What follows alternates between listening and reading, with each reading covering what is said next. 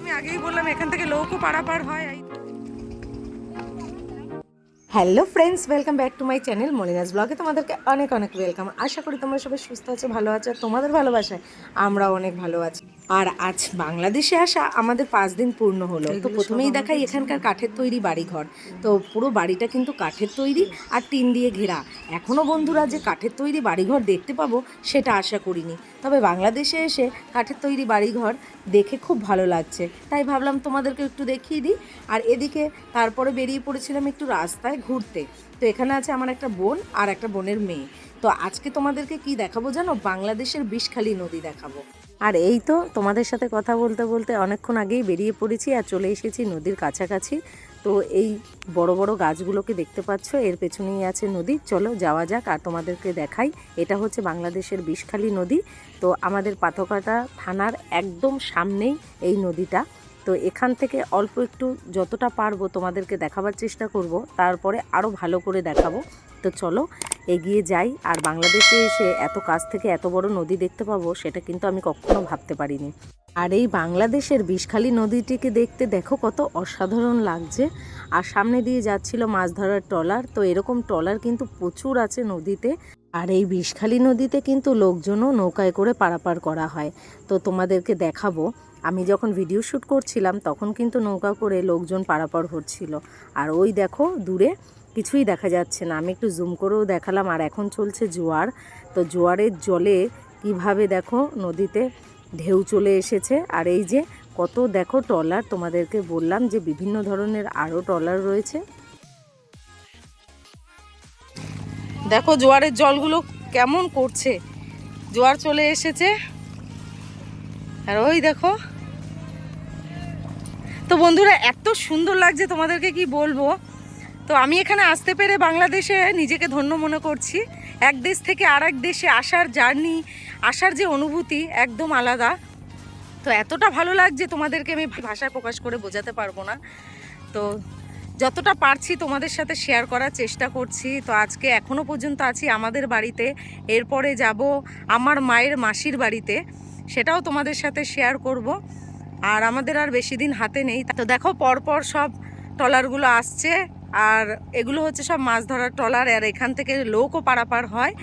তো দেখো কি ভালো লাগছে।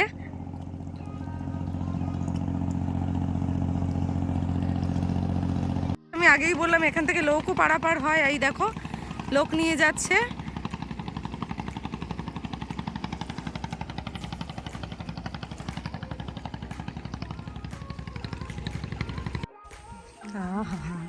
আমার মনটা শান্তি হয়ে গেল। আরে ও নদী, ওরে নদী রে, কুল কিনারা কিচ্ছু নেই, নদীর কোনো কুল কিনারাই নেই। হ্যাঁ নদী আছে, মানে এরকম নদী নেই। ও আসো আসো আসো, নামি নামি, চলে আসো। এইটু নদী না, আমাদের কাছে এই নদীটাই অনেকটা, মানে এই যে বাংলাদেশে এসে দেখতে পাচ্ছি এটাই আমাদের কাছে অনেক। এরকম ভাবে দেখতে পাবো কোনোদিন ভেবেছি? রে বাপরে বাপ, এ কুল কিনারা দেখা যায় না তো, তার মানে বিষখালী। আর একটু আগে তোমাদেরকে বললাম আরও ভালো করে নদীটা তোমাদেরকে দেখাবো। তো বিষখালী নদীটা দেখো, আগে যেখান থেকে দেখিয়েছিলাম সেটা হচ্ছে একদম আমাদের পাথরঘাটা থেকে একটুখানি। আর এটাই হচ্ছে আমার এক বড় মা আছে বাংলাদেশে, তো তার বাড়ি বেড়াতে এসে আরেকটু আমি ভিডিও ক্লিপ নিয়ে তোমাদের সাথে শেয়ার করলাম। দেখো একদম কুলকিনারা কিছু দেখা যাচ্ছে না। আর এটা হচ্ছে বঙ্গোপসাগরের সাথে মিশেছে এই বিষখালী নদীটা। তো তোমাদের কেমন লাগছে অবশ্যই আমাকে কমেন্ট করে জানিও। আর এই যে আমার গোটা পরিবারের লোক সব একসাথে হয়েছি আজকে আমরা।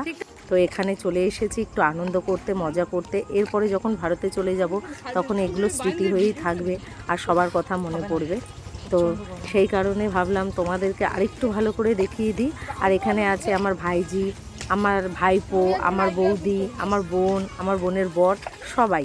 তো সবার সাথে তোমাদেরকে পরে আলাপ করিয়ে দেবো।